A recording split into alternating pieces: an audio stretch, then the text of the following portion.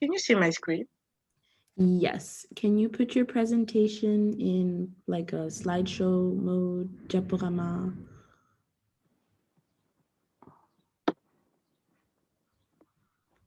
Mm, It's the icon at the bottom next to where there's a negative and plus 74. Okay, perfect. Awesome. So thank you, Aram, for starting us out. You have about 4 to 6 minutes. okay. So, hi. Today my presentation is about the critical incident technique, CIT.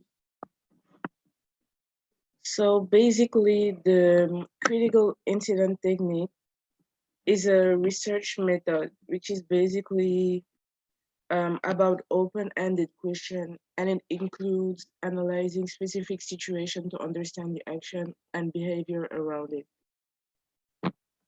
So here is my outline. I got first the introduction, the characteristic and the procedure, the advantages, the examples, my sources, and the personal reflection.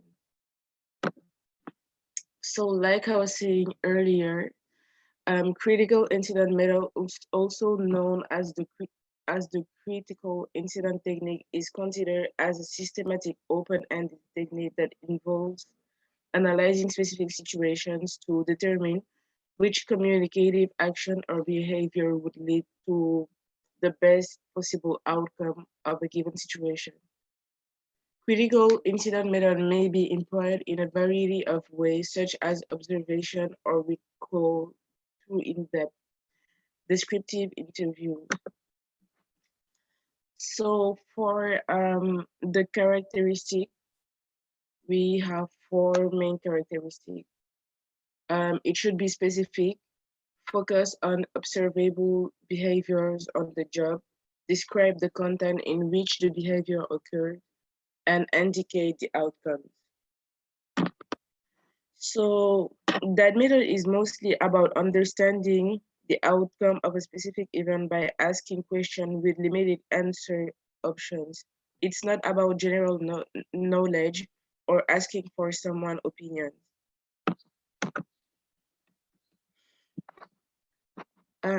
Using the critical incident technique is slightly different from asking a standard example style question in an interview. The participant is given time to think of each incident before describing it. As recall can uh, can often take time, the interview also has carefully scripted follow-up questions meant to elicit enough factual information about the accident. So here they just try to explain how organized the work is with that method. When the researcher seeks critical incident, the participant is asked for events that demonstrate both positive and negative effects on the outcome.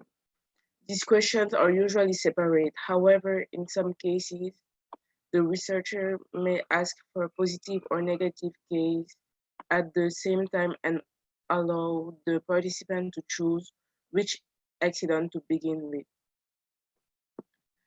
So basically, um, they try to explain that even though there is an organized guideline to answer to the question, they don't oblige the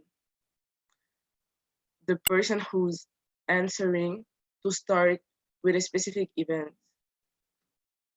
When the critical incident technique is used in research, each participant could contribute many accidents. It is quite possible that hundreds of accidents, sometimes thousands, are collected through numerous interviews, which then need to be coded. When they say coded, they mean classified.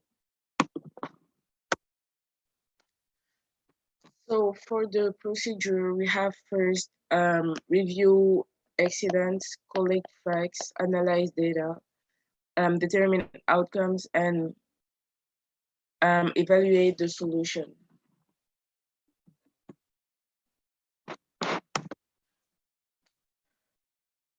So the 5 steps to follow when carrying out a CIT. Step 1.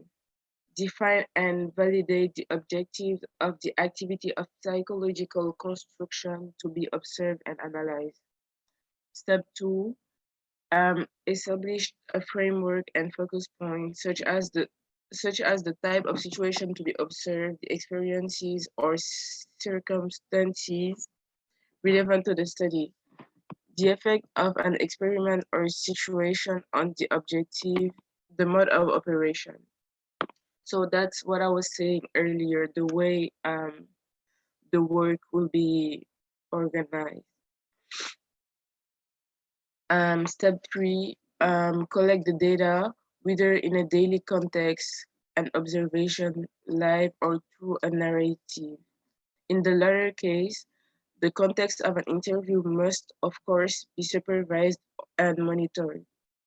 Step 4, analyze the data by applying a chart with categories in which to classify them before determining their level of importance.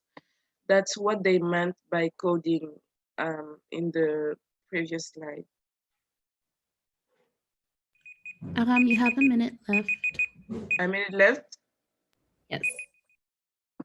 And step 5, we have to interpret the data and report the results.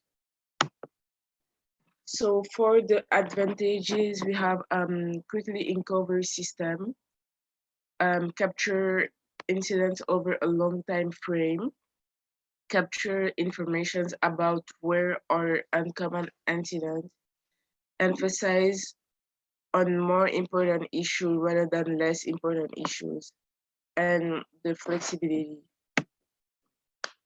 For the disadvantages, we have relies on memory and poor recall and doesn't represent typical usage.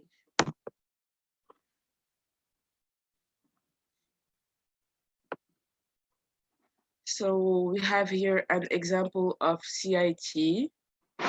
Here we have a research table conducted by A. Lloyd in 2009 about exploring methods in information literacy research overview of critical incident technique, origins, and ongoing development of CIT, defining critical incident CIT in practice background to the study.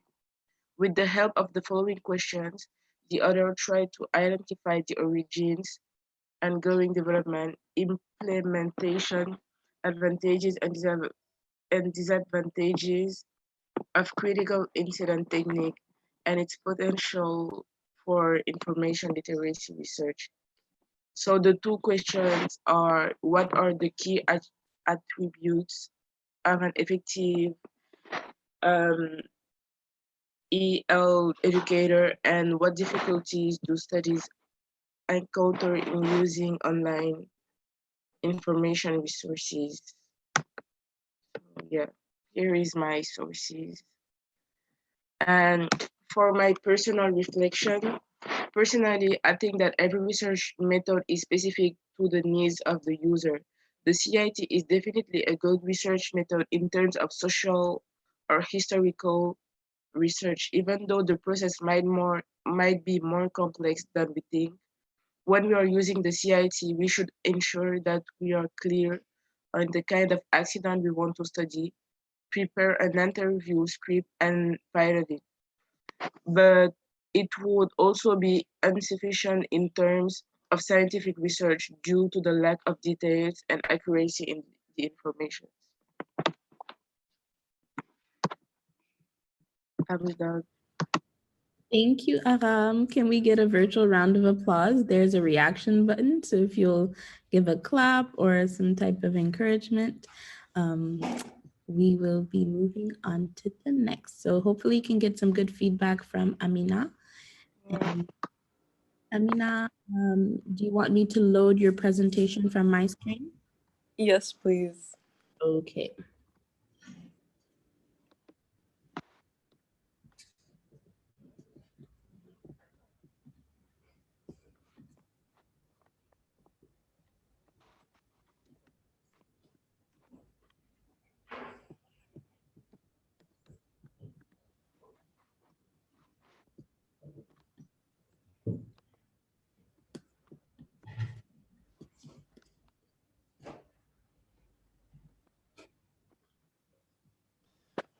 All right, you have about Okay. 4 to 5 minutes. So if there are any slides where you have a lot of words, just say the main points so that Mhm. we're moving quickly. No problem. Okay.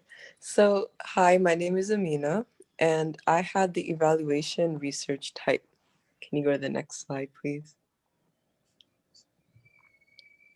So, what is the evaluation research? So, pretty much the evaluation research can be described as a form of an assessment. It's to assess the criteria and the values of whatever you're researching. And it's the process of judging efficiency and operations to ensure that everything is working properly. And there are two different kinds of it. Can you please move on to the next slide? Okay, so the formative approach. The formative approach is used when you want to find a problem. It tells you exactly what is not working. And for a summative, it allows you to see what is working. It's like a maintenance to check if something is still working properly. And the goal of an evaluation research is to get feedback or insight on whatever you're researching. And in order, a requirement for formative or summative is you need to be checking something. You need to be evaluating or assessing something. Can you please go on to the next slide? Yeah, thank you. So the procedure, the first step is identifying. You need to find out which approach you are going to. Are you looking for a problem or are you checking something?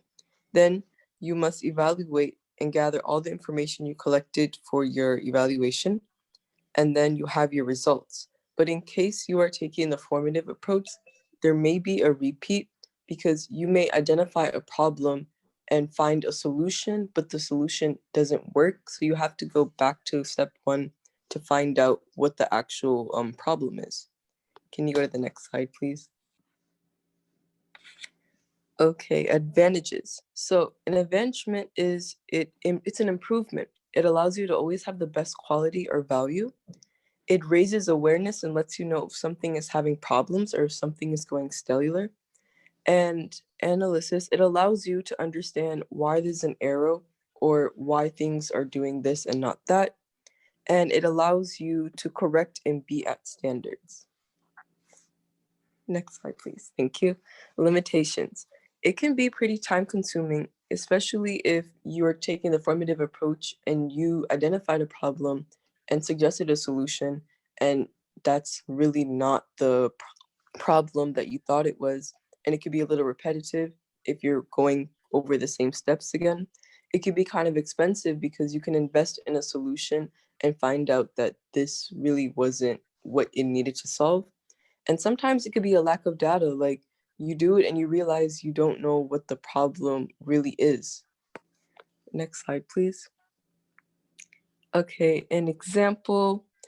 For example, a computer evaluation research. You are in a computer lab and the computer you're using keeps beeping and you see the Microsoft blue screen out of service, and you open up your computer and you find out that the motherboard is damaged. So you decide to do an evaluation to find out what's happened, what's wrong with your computer. So while assessing, you find out that the fan on your computer isn't blowing. During your evaluation, you can conclude that the motherboard overheated due to the fan not blowing properly. Next slide, please.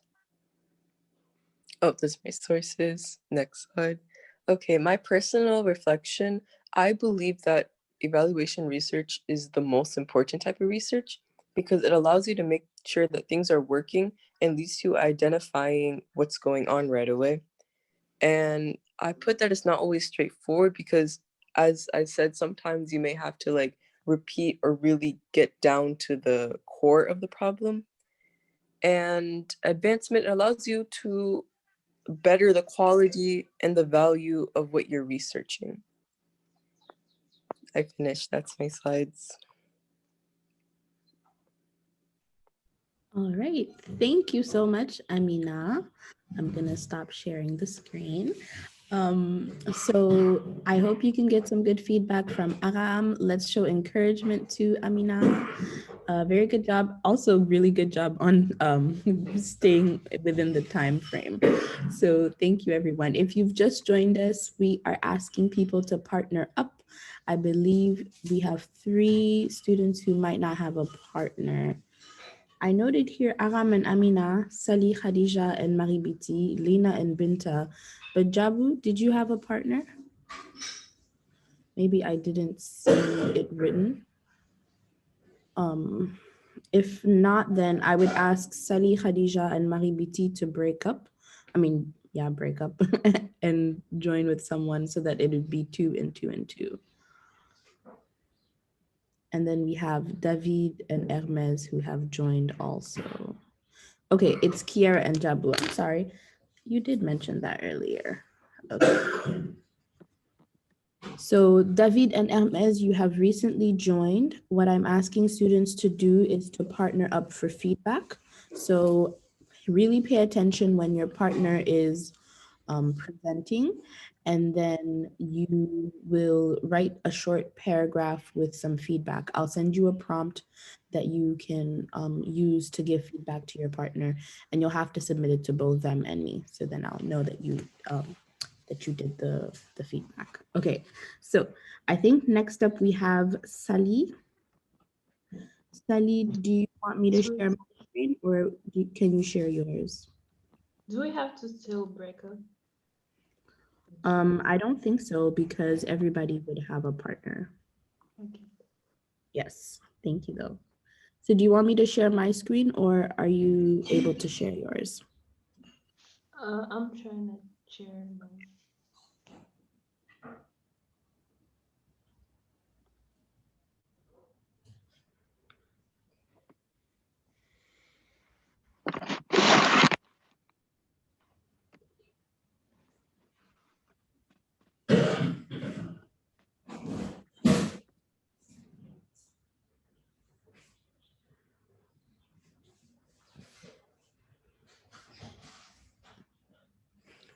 Sally, do you want me to share my screen then?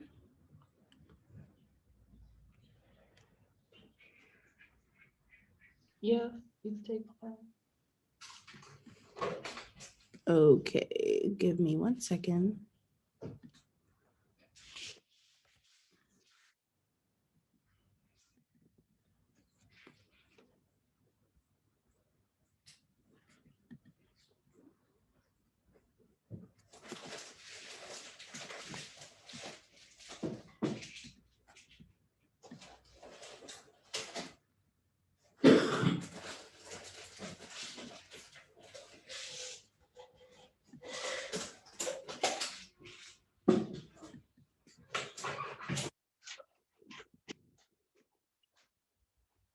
Okay, Sally, you have about 4 to 5 minutes. Okay. So, hi everyone. My research methods presentation is about experimental research. Next slide. What is experimental research? So basically, experimental research is a collection of research designed which uses manipulation and also control testing to understand causal process. This method of research is referred to a hypothesis testing or a deductive research method. Next slide. What is the purpose of experimental research? So the main goals of the experimental research is to demonstrate a cause and effect relationship of 2 variables. After completing an experimental research study, a correlation between a specific aspect of an entity and the variable being studied is either supported or rejected. The variable being studied is either supported or rejected. Also, assess the causal impact of 1 or more experimental manipulations. Next slide. What type of data are collected in experimental research? So we can divide it into 3 groups. Experiment. Researcher controls how subjects are assigned to groups, also which treatments each group receives. Observation. Similar to experiment method, however, researchers cannot control the variables. causal in, cause and effect relationship, subjects are randomly assigned to groups. This type of observation helps supplement the measurement taken throughout the experiment. Next slide. What types of experiments are considered experimental research projects? Foreign studies, studying splatter decomposition damage to objects can be done in a controlled environment and be measured. The effect on studies of experimental studies look to determine how one thing affects another. Product effectiveness, if a specific aspect of several products can be determined to be in a different quality or quantity, this makes for a great experimental project. For example, the different levels of ethyl alcohol within antibacterial hand sanitizers, microbiology, bacteria grow quickly, change in population is easily measured, and therefore make for a good experimental study. Next slide. Advantages. Gain insight into Miss, can you go in the previous? Gain insight into methods of instruction, intuitive practice shaped by research. Teachers have bias, but can be reflective. Researcher can have control over variables. Humans perform experiments anyway. Next slide. Limitation. Personal bias of researcher may intrude. Sample may not be representative. Can produce artificial results. Results may only apply to one situation and may be difficult to replicate. Human response can be difficult to measure.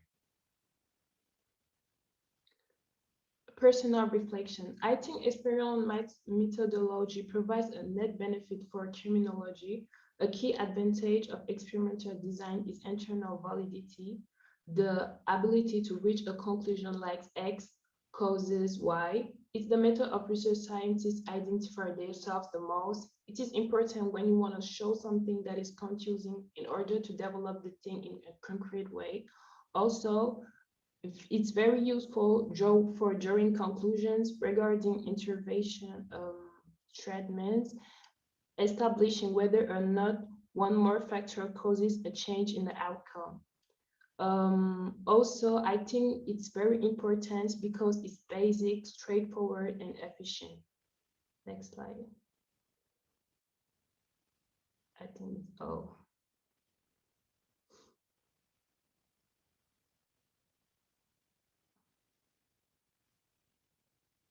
Thank you, Sally. Great presentation, very concise, able to explain experimental research.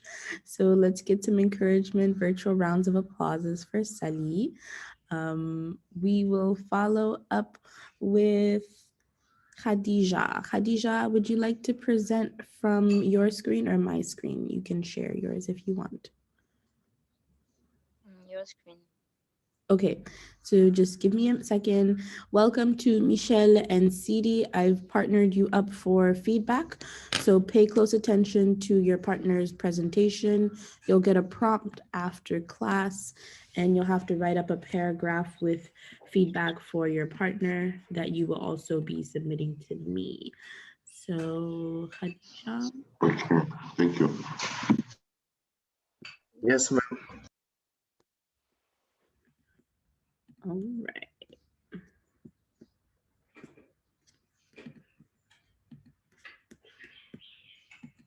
Khadija, you have about 4 to 5 minutes. Okay, so my research topic is narrative research. Next slide. Okay, so narrative research refers to any study that analyzes narrative materials. It's all about telling stories or collecting stories in order to conduct the research. It's about studying how human experiences. Next slide. So the characteristics, it's exploratory because you explore human experiences. It's not experimental because no experiment is being done. It's just about gathering informations. And it's qualitative because it describes and discusses discuss the meaning of the experience of individuals. Thanks. And it's primary because it's first-handed information. So stories are first-handed information. Next slide. So the procedure, first you have to identify a phenomenon to explore, and then to locate and select participants to study. Like if you want to do an interview, you have to select people, and then you collect their stories, and after you have to um, make the story fit your research format.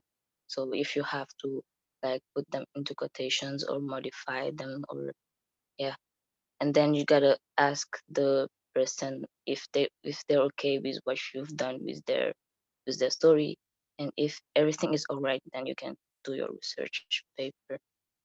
Next slide.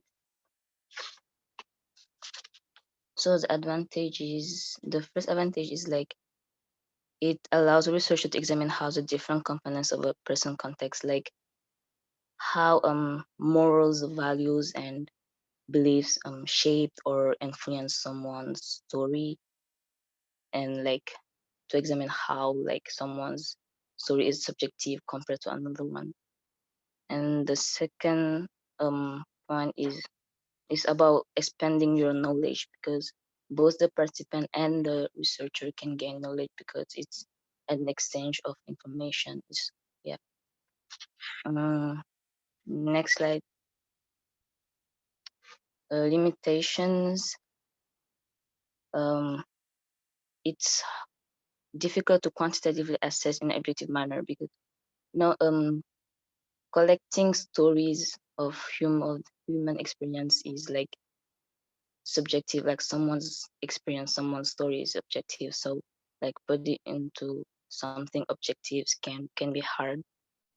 And the second point is difficult to closely connect to participants both on personal level and within the research domain. Like your capacity of being neutral when you talk, when some you hear certain things, or like your tone, your language, your body postures, all that like can influence the interaction and you have with a participant. That can help be more, that can help him be more open or like more skeptical about what's going on. So you, if you're not used to like interview people, you're just gonna struggle with it.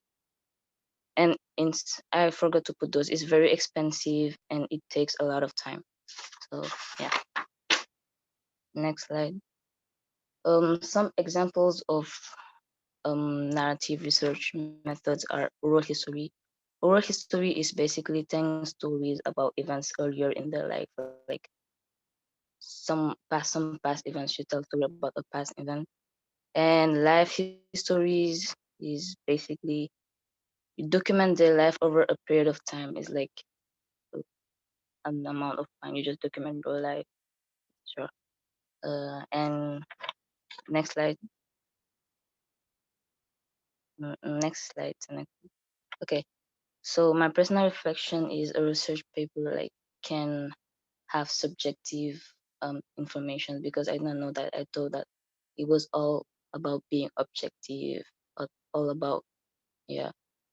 So, and you don't need to do experiments to have an exploring and interesting research journey, because I thought that like the best way of doing a good research, the research paper is like doing experiments, like scientific experiment or social experiment, but interviews are like, or stories look pretty fun. So, and that's why I decided to use interview to conduct my research journey, and that there are a lot more narrative inquiries beside interviews, because I thought like interviews were the only type of narrative inquiry, but there are journals, autobiographies, letters, etc.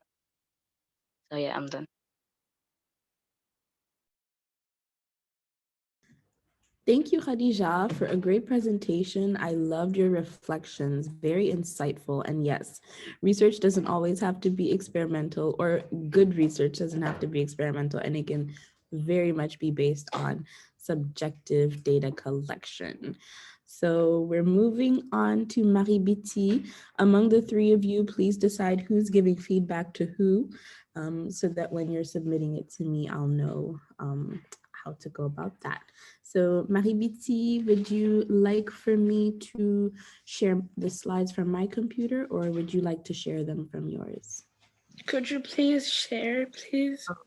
Okay. So just give me 1 second to upload.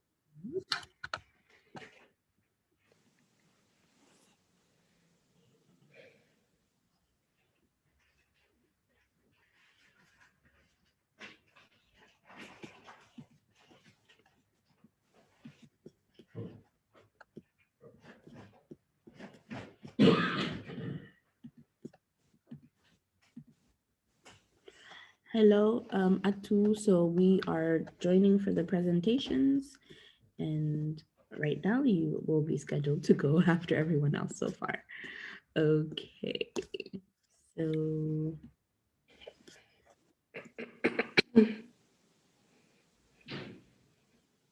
Marie-Biti, you may start. Good morning, everybody. So my research method is trend analysis research. Could you please go to the next slide? The purpose of this method is to know the demands of the user in order to provide them in an effective way. And it requires an observations of their needs. Could you please go to the next slide?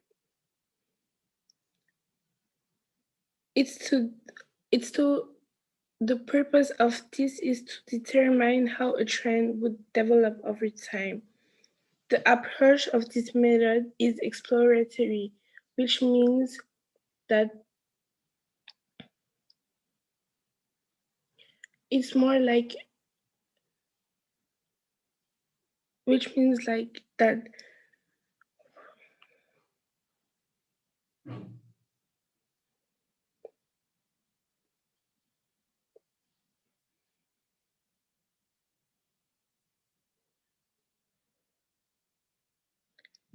Ms. Roki, could I please start again, please? It's okay, you're doing good. You can start this slide over.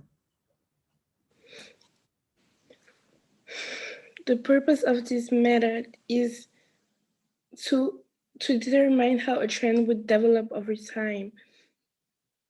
And the approach is exploratory, which means that we have to, we want to explain how they would, how their needs would affect the development of something. And it follows the experiment design. The method used to conduct this research is the qualitative one, as we need to know how the people feel about something, and it's more about feelings and personal needs and all that. And graphs, numbers, and variables are used to do this research method. Can you please go to the next slide? This research method is carried to different ways, such as observations, because we have to look what are the population needs, interviews, and focus groups. By focus groups, we mean, for example, here we have the Coca-Cola company. So we would be more likely to look at the people that drink soft drinks in a society, and not all the population, but it would be more precise. Could you please go to the next slide?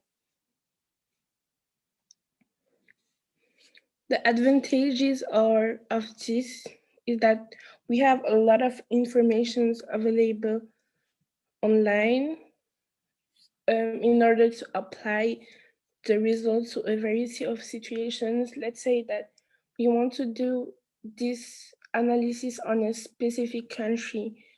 And if we know how the society behaves and another country, like they have likely the same society, it would be easy to apply the same analysis to that society. It's easily verifiable. The informations are accurate since we directly look at the population needs, and it's easily replicable and can be adjusted as much as needed, depending on how the population needs change and all that. Could you please go to the next slide?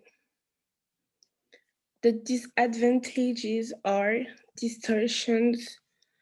For example, if you do a small error, you could mess up the whole analysis, and hard to determine what is the cause to a trend. Like we don't know what's the reason, and it requires a lot of time to collect the data necessary to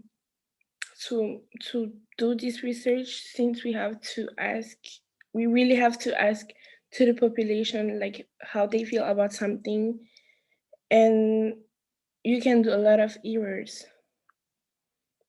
Could you please go to the next slide? This method is used in efficient market research.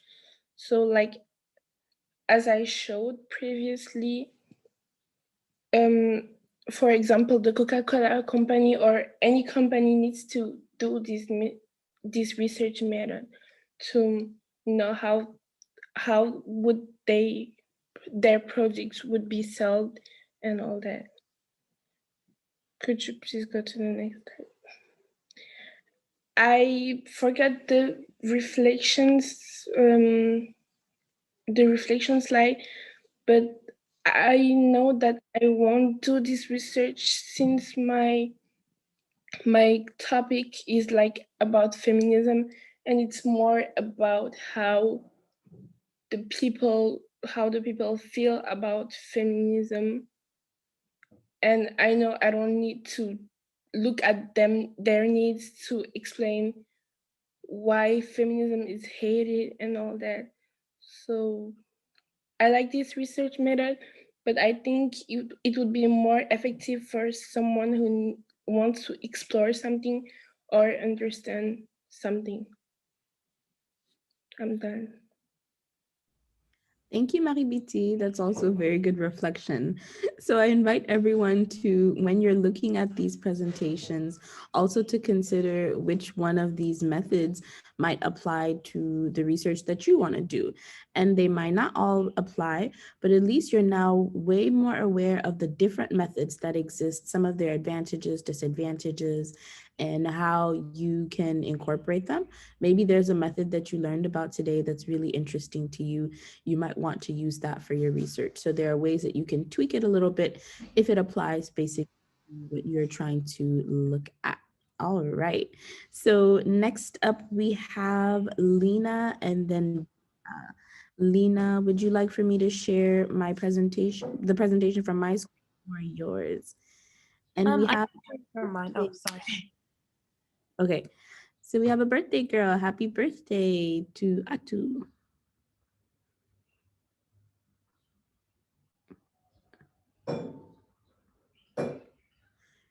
Okay, Selena, whenever you're ready.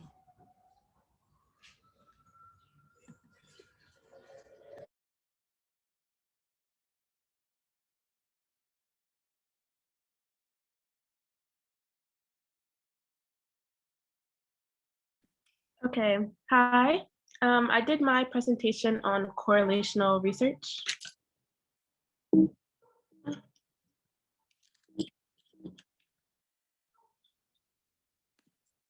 Correlational research is a non-experimental research method.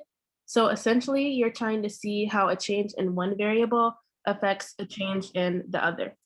But it's a statistical relationship, and that's.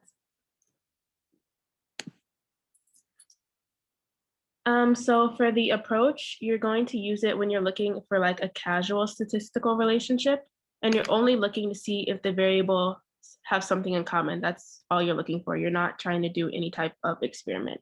You're just looking for commonalities between the two variables. It's only used when you don't want to do an experiment. It's also very descriptive, but one of the issues is that the researcher doesn't have any control over the variables. So you're looking for a positive correlation, a negative correlation, or zero correlation between the two variables that you're studying. You're looking for naturalistic observational data or archival data. This is the procedure. So you're in the naturalistic observation procedure, you're looking at a type of data collection where people's behavior is observed in their natural environment. Like it usually takes place in public places like a grocery store, movie theater, a park, etc. The goal is for the subject not to know they're being observed so that they don't change their behavior. It can be qualitative and quantitative. The researcher usually makes observations about people who don't know they're being observed. Archival data is about finding a correlation between data that's been collected in the past. It's very straight to the point, and it helps the researcher track already determined statistical patterns. It's usually less expensive and less time consuming, but one of the problems is that the data might not be accurate or completely fit the needs of the researcher. Here are the advantages and disadvantages. One of the advantages is that it can be used when the experiment would be considered unethical. For example, like when you're studying humans or animals, it might be inhumane or unethical to perform an experiment on them, but it can be better to use correlational research where you're just studying how two variables affect each other. It's easy to determine the statistical relationship between two variables. It allows research to carry out shallow data gathering, meaning that there isn't much to find when you're researching, when you're using correlational research.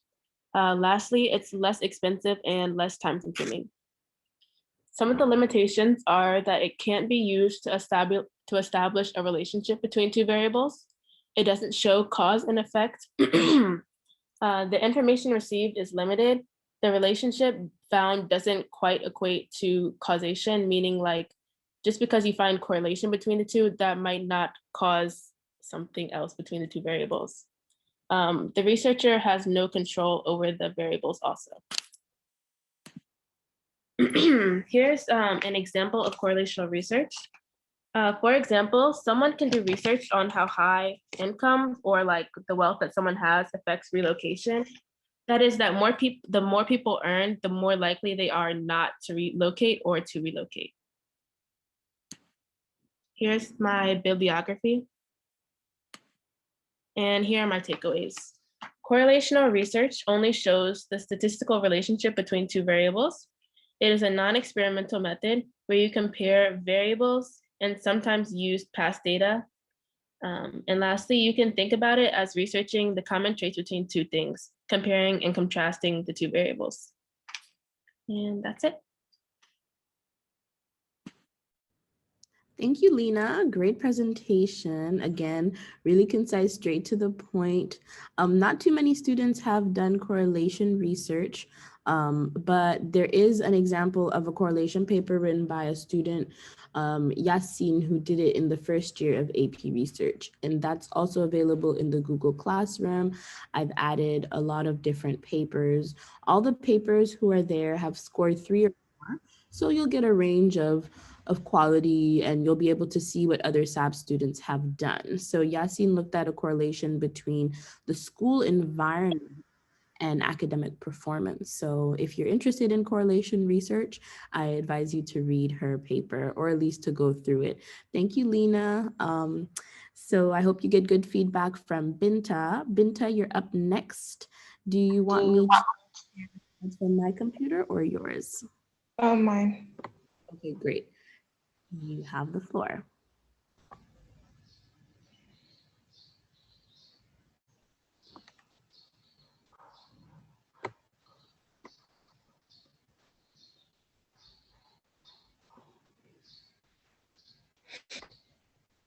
Can you guys see? Yes. Okay, so my research is about meta-analysis research. Meta-analysis is the application of statistical procedure collections to empirical findings from individual studies for the purpose of integrating, synthesizing, and making sense of them. The method can be appropriately applied in numerous areas with the social, behavioral, and biomedical sciences. The characteristics are approach, explore, and explain, because exploring different types of research and combining them and like finding a new understanding to it. And it's experimental because it's taking those different researches and combining it. And it's it's better than a one-time experiment, which is limited by specific situations and features of the study. And the method is quantitative because of all those different researches coming together. So yeah. And the procedure is to do a literature search, and step 2 is decide on some objective criteria for including those studies. And step 3 is to calculate the effect sizes, like how effective those researches are, and then do the meta-analysis. Advantages of a meta-analysis is pooled estimate effect, which is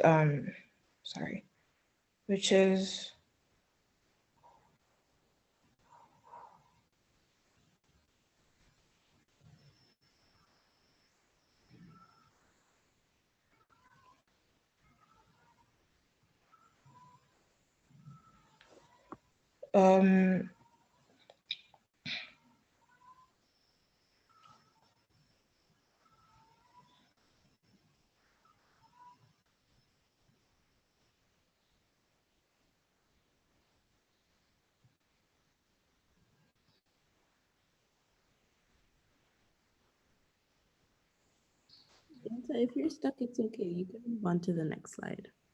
okay. The disadvantages of a meta-analysis is mixing apples and oranges. Like, two main criticisms of meta-analysis are that it combines different types of studies. And the garbage in and garbage out. If a meta-analysis includes low-quality studies, its results will be biased and incorrect. And heterogeneity is the main assumption for performing meta-analysis, is that studies are homogeneous in terms of populations, interventions, controls, and outcomes. And the publication bias, studies that report positive effects tend to be published more frequently than those that do not, and studies that report no significant results usually remain unpublished. As meta-analysis includes only published studies, it may overestimate the actual magnitude of an effect. Not all variables are comparable. Some variables have no comparable measure for meta-analysis, therefore it may sometimes be necessary to construct new variables that present comparable concepts or restrict the analysis to common elements. And examples, efficacy of cognitive, behavioral, and pharmacological treatments for children with social anxiety, depression, and anxiety. This was, it was about students that had depression and anxiety. So childhood social anxiety is a common disorder with significant academic and social impairment. The researchers evaluated the effectiveness of cognitive behavior therapy and pharmacological treatment, selective serotonin reuptake inhibitor. A literature search found 14 students that met of the inclusion criteria for the meta-analysis. These studies compared pre- and post-treatment measures of social anxiety course symptoms. peripheral general anxiousness, and measures of social competency and social impairment. The meta-analysis found that both cognitive behavior therapy and pharmacological treatment successfully reduced the core symptoms of social anxiety and social impairment and reduced the peripheral symptoms of general anxiousness. Both treatments also resulted in moderate improvements in social competence. My personal reflection was that this study is kind of complicated to for some people because there's a lot of information that's being included. So I wouldn't recommend it because it takes a really long time to do. And yeah, here are my sources. Thank you. Thank you, Binta. Good job on presenting meta-analysis research. Meta-analysis research is often thought of as the holy grail of research. And what that means is that it's really doing research on research. And so you do a lot of reading instead of actually conducting any type of experiment or anything. You're really going over all the research that has been done on that topic that you're looking into. So it can be quite tedious, to say the least. So up next, we have Kiara and Jabu. Who would like to go first? And of course, let's give you some encouragement. So I'm a bit late to clapping for Binta. But okay, so Jabu, would you like to share your screen or do you want to do it from mine? Could you share it, please? Okay, just give me 1 second to open it up. Awesome. So great job on these presentations. And again, I hope that you are each, learning a bit more and taking away from the information your classmates are presenting. Perhaps you might learn today about a method you would like to apply. And even if not, you can always think about it in the future. What is something that you could focus on? So Jabu, you sent me a PDF, which is fine, but it's just not going to be in slides format. So let's see. I'll just have to scroll through. Okay.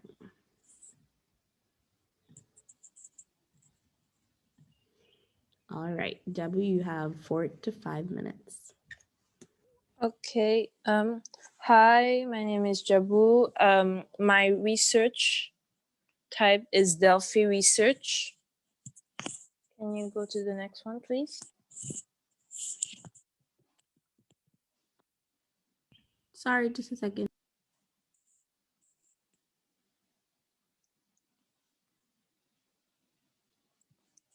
So for the introduction, what is it about? It's a research method based on the results of multiple rounds of questionnaires sent to expert groups. A lot of questionnaires are sent to these groups and are then collected and shared with the group. The whole point of this research method is to reach a mutual agreement. The name refers to the Oracle of Delphi, a priestess at a temple of Apollo in ancient Greece, known for her prophecies. Can you go to the next one? So the Delphi method has 4 characteristics, which are anonymity, iteration with control feedback, statistical group response, and expert input.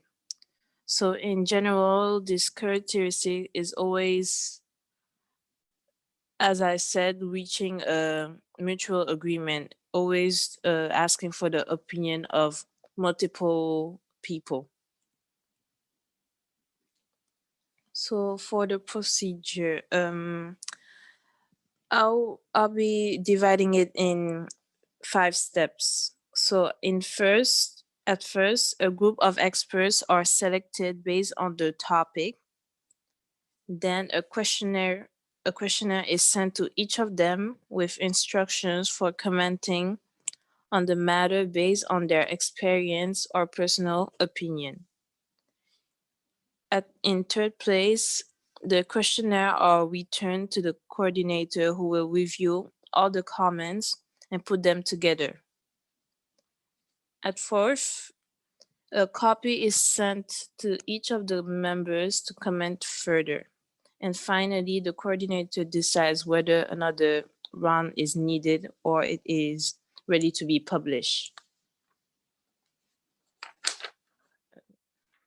The advantages. So the advantages are it can be done in different locations because it is anonymous and it is a very effective method. For the limits, it's not the same interaction as a real life discussion, and it is very time consuming because depending on the result you'll get, it will determine whether you have to go for another round. Next, please. So for example, let's say I'm at the head of a small clothing company and I have no clue whether I should partner with a big brand that wants to collaborate with me. So I go to my associates to ask for their opinion on the matter. Now, if they all give like concrete arguments as to why I should agree to this partnership, then I'll accept. They all concluded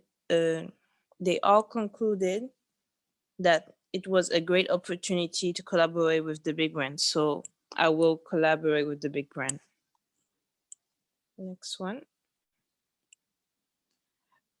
Personal reflection. The Delphi method is used to arrive at a mutual opinion or decision.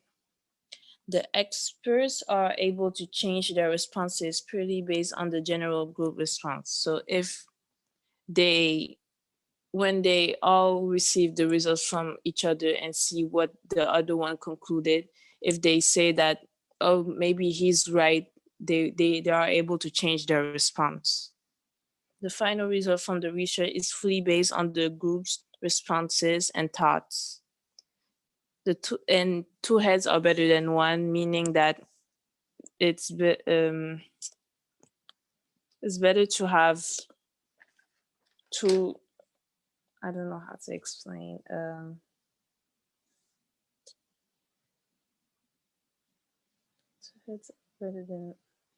Two heads are better than one, but I forgot the explanation as to what I wanted to say, but it's done.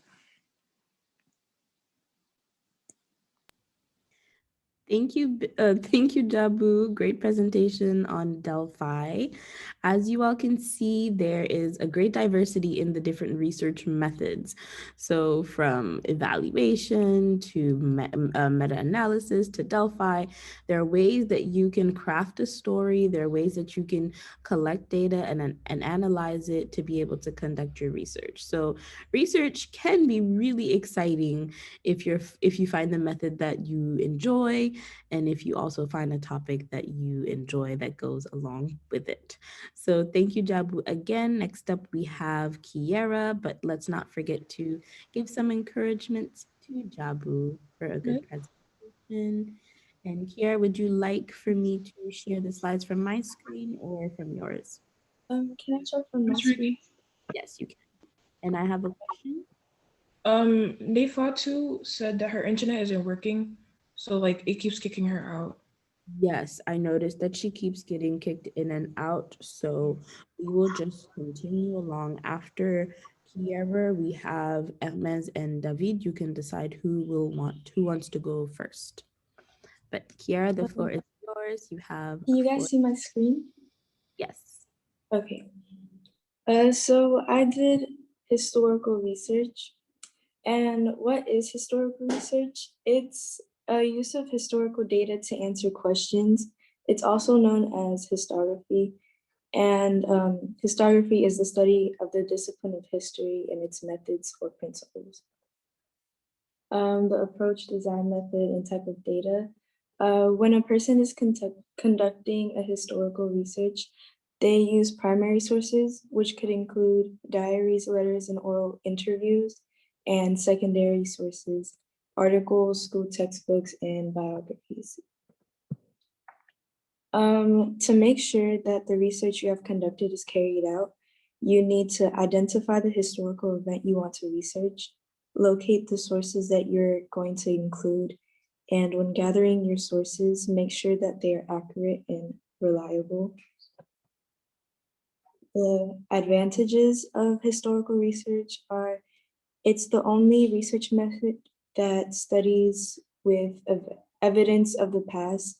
So you get to learn about historical events and the successes and failures. The disadvantages are that there is sometimes biased information and it makes it hard to control the external variables and the sources that may be unreliable.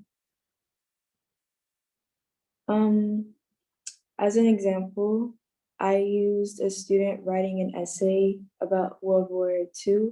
In order for the student to know what happened during the Second World War, they need to read about what happened in history textbooks and maybe watch a few documentaries and look at the documentaries from that time. And I also included myself as an example because I used to write historical research papers, and most of us have if we've taken history classes. And my personal reflection was that I believe that historical research is used a lot in this day and age, not only from historians, but also by students who take history or people who just want to know about what happened in the past. They also conduct a historical research. And yeah, basically we all use this form of research, whether we realize it or not. So. Thank you, Kiara. Yes, you're right. Historical research is probably one of those methods that we've used consciously or unconsciously because of the nature of history. So that's a great way to carry out research. I believe one student last year conducted historical-like research. So it wasn't fully or only based on historical events, but he wanted to trace back the evolution of TV series. So that's an interesting paper you can also find in the group that I've uploaded. Next up, we have Hermes and David. Who would like to go next? And do you want me to present from my screen or yours? I'll go first. Okay, David, can you share from your screen?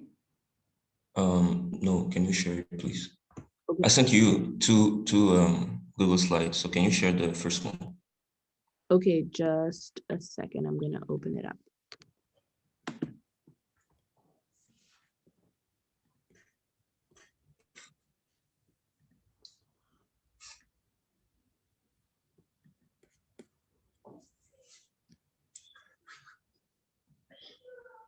Hermes, you will be next, and then we have, I believe, Atu and Defatu. Defatu might be in and out because her internet has been unstable. So yeah, we'll see. Maybe, is there another volunteer to give feedback to Defatu? Perhaps you can write it, to Atu, we can write it in the chat box, just in case Defatu isn't around at that time.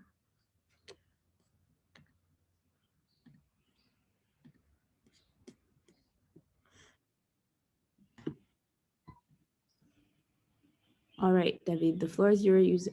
The floor is yours. You have about. Okay, so good morning, everyone. I'm going to present the causal comparative research. Next, please. So what is causal comparative research? This research is defined as an attempt to determine the cause or effect or the consequences of different that already exist between or among group of individuals. Next, please. So the characteristics. The research is based on dependent and independent variables. There are three types of cause comparative research. There is the exploration of effect, the exploration of cause, the exploration of consequences. There are two types of research: comparative design, the retrospective research design, and the prospective research design. Causal comparative research has an explanatory approach, a non-experimental design. It is a quantitative or mixed method and can be primary data and secondary data. Next, please.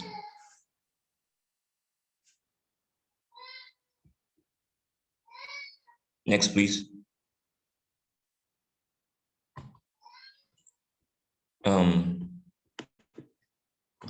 This research is carried out in different steps. So first, you select a topic. Second, you review a literature. Third, you develop a research hypothesis. Fourth, you select a participant. Five, you select instrument to measure variables and collect data. And six, you analyze and interpret the result. So the advantage, the major advantage of causal comparative research is the fact that it allows us to study cause and effect relationship under condition where experimental manipulation is difficult or impossible. The disadvantage is the lack of research control. An apparent cause and effect relationship may not be what it seems. Cause and effect may be reversed.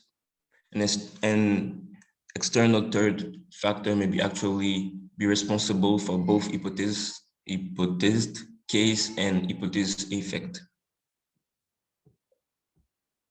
Next, please.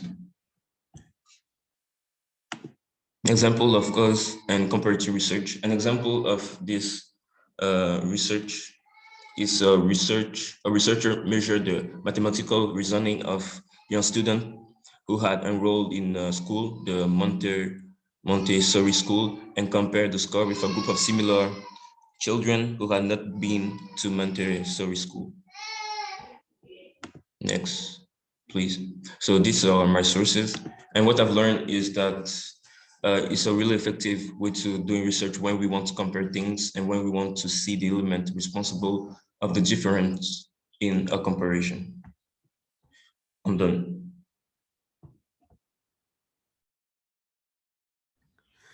Thank you, David. Big round of applause. So as we saw earlier, correlational research helps to explore relationships and it does not explore causal or cause and effect, and causal comparative research does exactly that.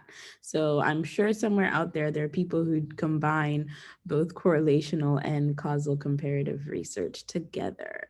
So thank you, David. Hermes, would you like for me to share the slides from my screen or yours? And everyone, make sure you are paying attention to your partner's presentation so that you can give them good feedback. I will send out a prompt and you'll have to write about a paragraph to let them know how they did. Can I share my screen? Yes, you can.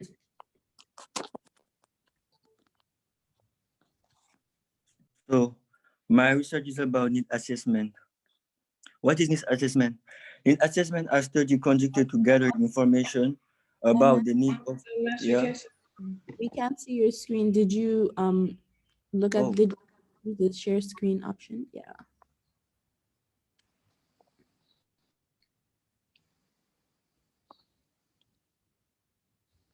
You should see it on the Zoom. Yeah. Is it now? We don't see your screen just yet. We just see the Zoom part of your screen. But yes, now we can see your. No. You have to select the PowerPoint. Okay. So my research is, okay. So my research is about needs assessment. What is need assessment? Need assessment are studies conducted to gather information about the needs of population or groups in community. Generally, needs assessment involves ascertaining the current circumstance and understanding what is desired in the future. Type of need assessment. First, we have questionnaires. Questionnaires, they are quantitative and they can sample large group. Then we have interviews. They are qualitative. They express needs and perceived needs. They allow us to identify individual learning needs. Next, we have focus groups. They are qualitative and they allow us to evaluate programs. Next, we have short audits. Their data are quantitative and qualitative. They identify areas of weakness in a cohort of a resident. Charts simulate recall, qualitative and quantitative. They identify individual learning needs. Then we have standardized passions.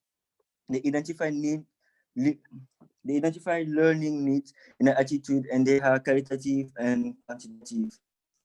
At last, we have environmental scans. They identify educational objectives. What are the case steps in conducting training need assessment? Actually, we have 5 cases to effective training need assessment. Firstly, we have to prepare trackly. Secondly, follow a structured methodology. Thirdly, we have to link training needs with the object network.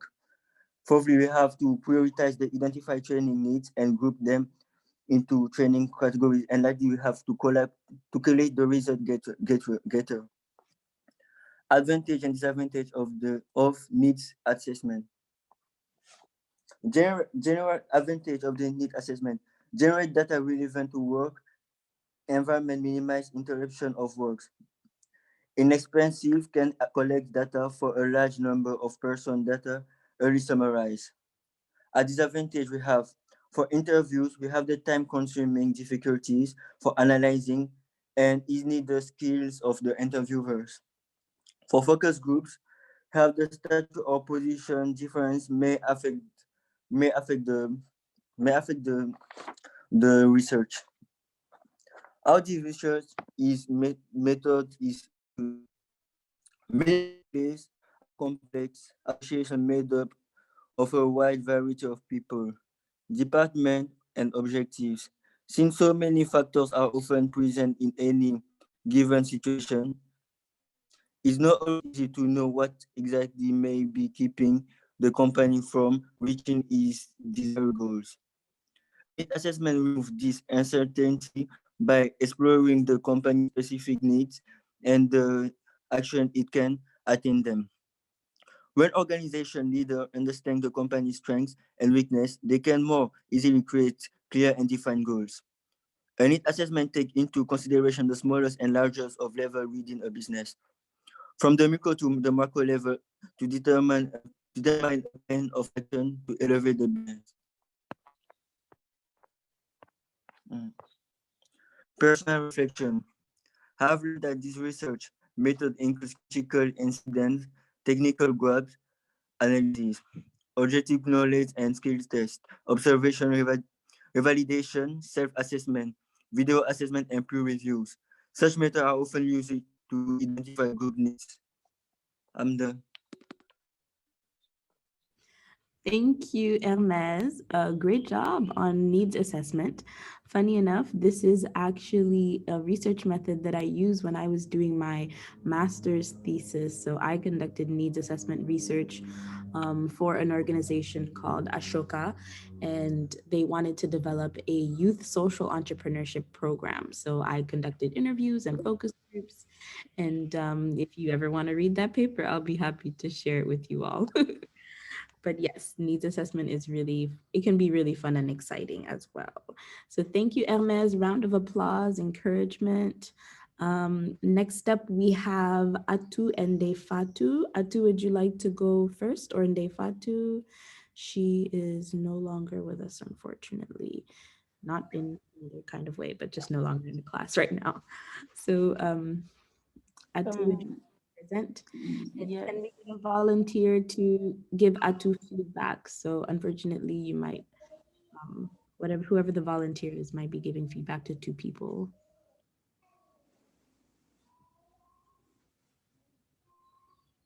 Okay, thank you, Amina. So Atu, would you like for me to share the slides from my screen or you can share it from yours? Can you share it, please? Okay, just give me 1 second. And again, we have class until 9:40. We might need to go just a few minutes. Hopefully we can be done at the latest by 9:45. I do have an engagement at 10, so I can't stay past 9:45, but hopefully we'll be able to get everyone to present. So you have about, where is it?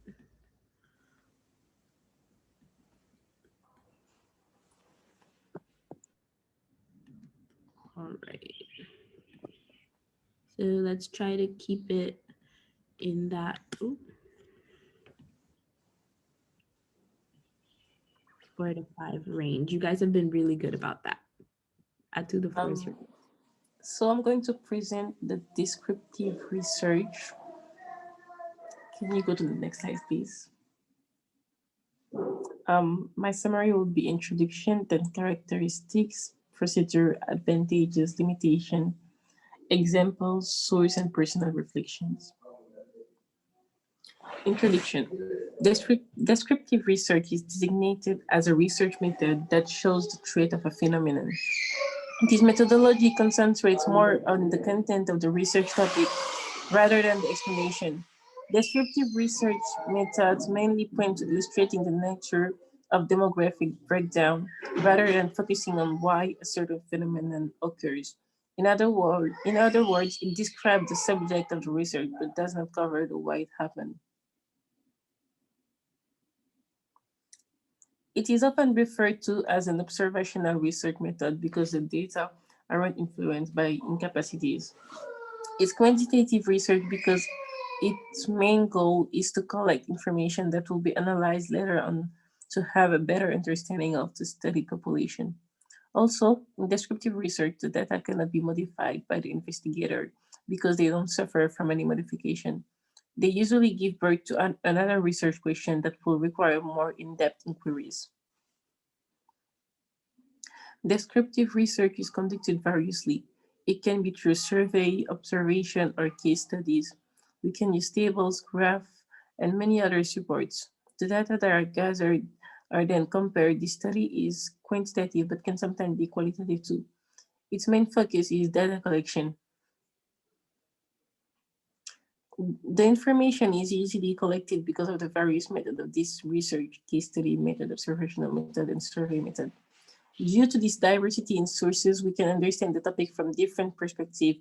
Also, they're conducted in natural environment, therefore the outcome is usually reliable. Can you go to the next? Thank you. However, it has its share of limitation. Tests cannot be done with this type of research because there is no statistical analysis. It mostly focuses on the consequence of a phenomenon and cannot identify the cause.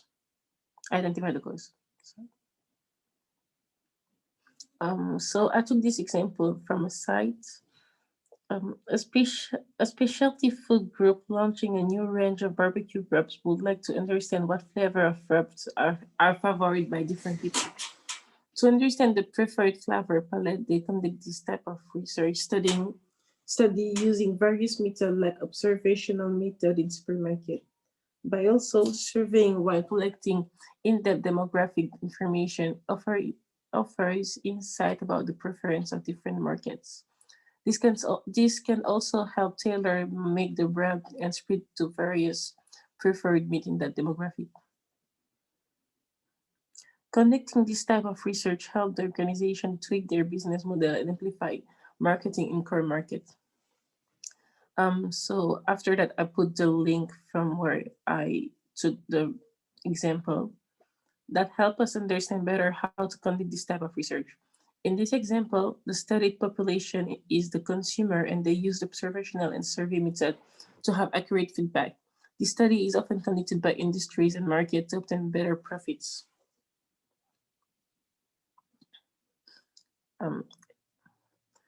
This research is easy to understand as it is based on observation. Nevertheless, it lacks explanation about what happened before. Its range is limited to the human eyes. Also, it's a great research type for factories, but not really for a student who are always asked to explain everything. Choosing to do descriptive research as a student can be really risky. Thank you. Thank you, Atu, for a presentation. Can we get some encouragement, round of applause? I do want to state just a disclaimer, descriptive research really encompasses a lot more. You can choose to focus it on one end, but descriptive research can be broadened even, and any type of research that doesn't fall into any of the other research methods sometimes gets thrown into that descriptive research category, where again, you're describing a phenomenon, you're describing facts, you're describing an event. You might not be looking at the historical aspect like you mentioned, but you are still describing what is going on, whether that is through your observations and qualitative data, or even an element of quantitative data. So just so that, you know, it can be broadened for sure. But thank you, Atu. Can we get some encouragements? And next up, we have Sidi and Michelle, who would like to go first. And do you want to share your screen, or I can share your presentation from mine?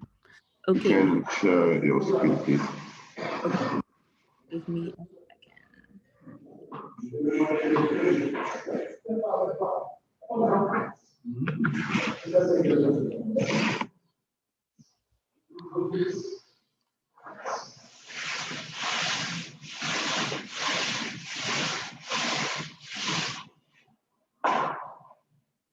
Okay, 4 to 5 minutes. Okay, so good morning, everyone. My research is about ethnographic research. Next slide, please.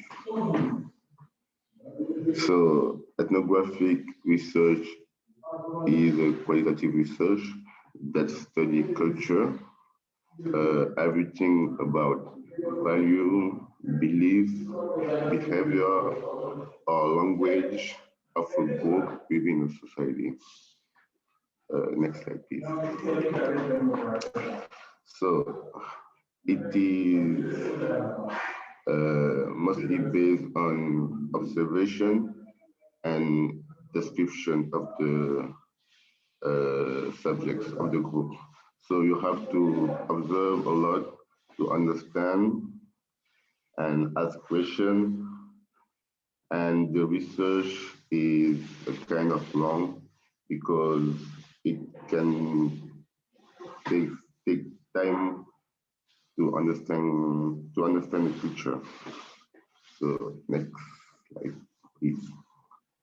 How the ethnographic research is carried out. First, you have to know if the ethnography will answer your research question.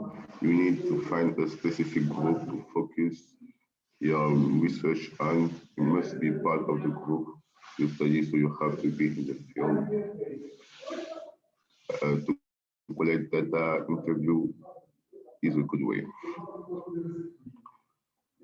So the benefit, so first we have, it allows reader to experience the culture of a group without having been there. The report is usually written in a narrative. Final report describes the researcher experience with interesting experience and rich description. For the limitation, you have a lot of time in the field is required to understand the culture. Researcher can become a fully member of the group that he's studying and compromise the duties as a researcher. Researchers' lack of ethical consideration may negatively impact the group of people.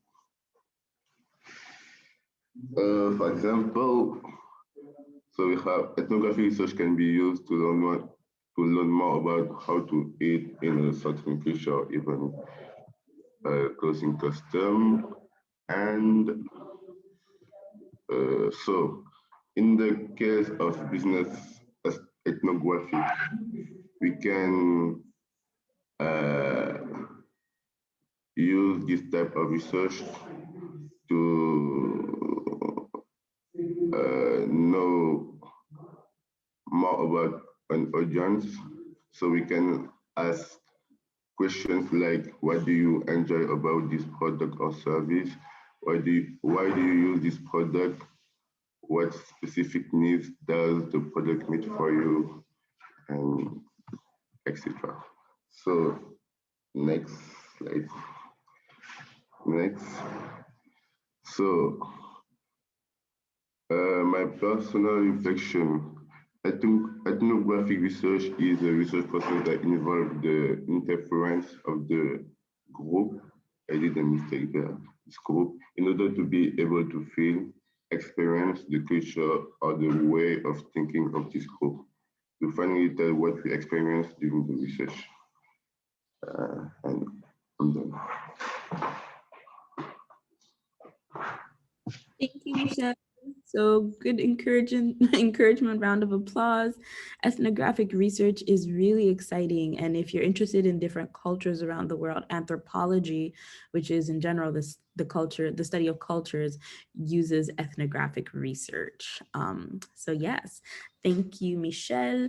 Next up, we have CD. CD, would you like to present from your screen or mine? I'd like to present from my screen. Great, you have the floor.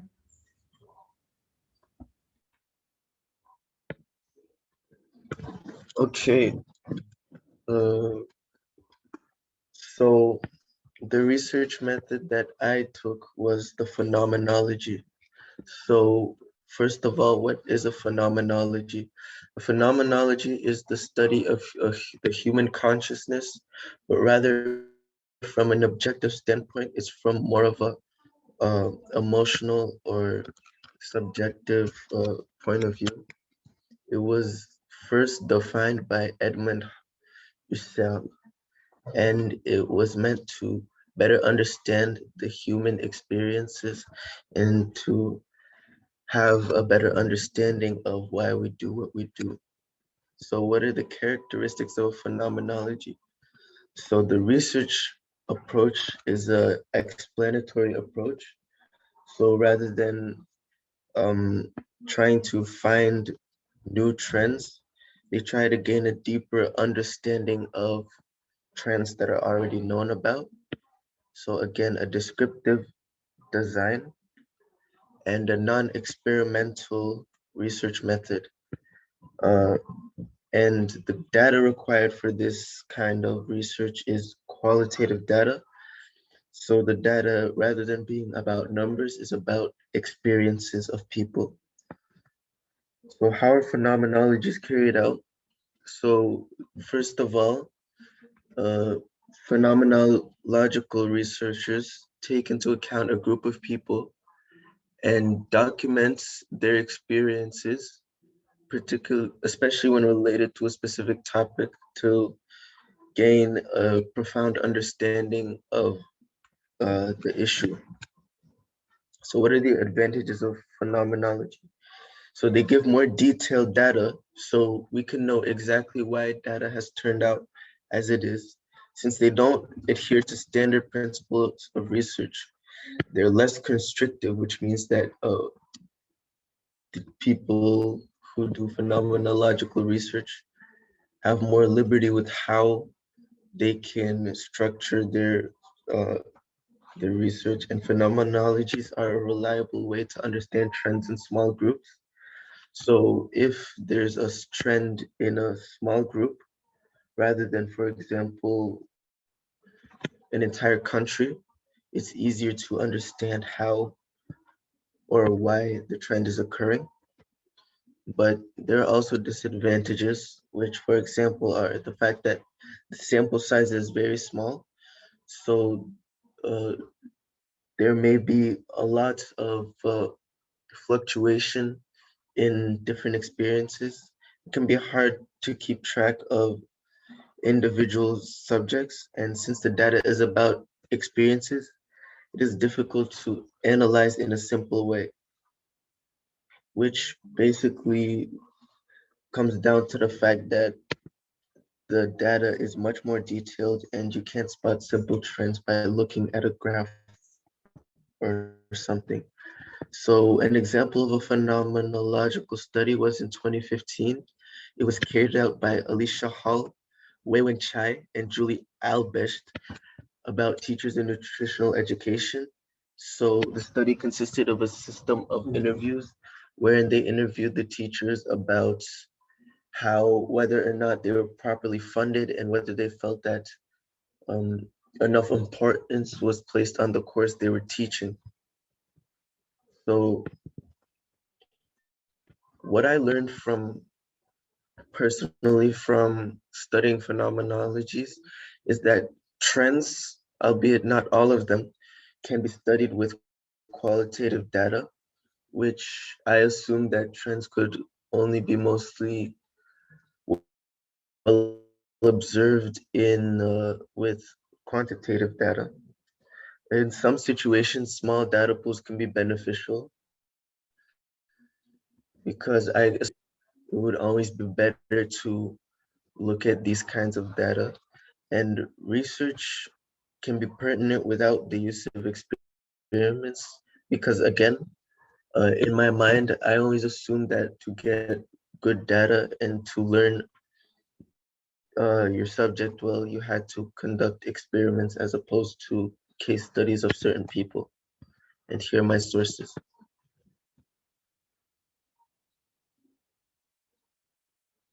I'm done. Thank you, CD. So let's get a round of applause and encouragement. Great presentation on phenomenology. You have also an example of a phenomenological study in the Google Classroom, not the SAB students, but there was a paper you all read maybe a few months ago by now on on pregnant women who are also students. So that's another example. So good job, everyone. These presentations have been absolutely amazing. I'm proud of the work that you've done. I know we've delayed them for a while, but thank you for sticking through. Just want to emphasize that this week you will have your composition test on Friday. So tomorrow there is a study session. So it's going to be between, I believe, it might be 10 or 11:30 and 12 something. The time I think is, actually I can't see right now, but we'll have session tomorrow. So we'll be able to go over the study guide, ask questions on things you haven't understood so far. I've been meeting with students. So yesterday and on Monday, I met with students. And if you did not get a chance to meet with me, we will meet next week. Before the end of the week, we want to come up with a new schedule for meeting times. So make sure that you are signing up for a time that you can respect. And I think the sessions for those who attended were really beneficial in helping you move forward. So just letting everyone know, I know we're a bit over class time, so I'll sign out so that you can have a little break before you have your next class. If you have questions, send them in the chat box. Those are typically faster for me to reach than by email. Hello, Seek, you've just joined. We are unfortunately ending class today, but send me a message and we'll see how to coordinate. And lastly, Atu, you need to choose a student that you want to give feedback to so that everyone has the opportunity to give feedback to someone. All right, everyone, have a good day. Bye. Bye. Bye. Bye. Bye. Thank you. Bye.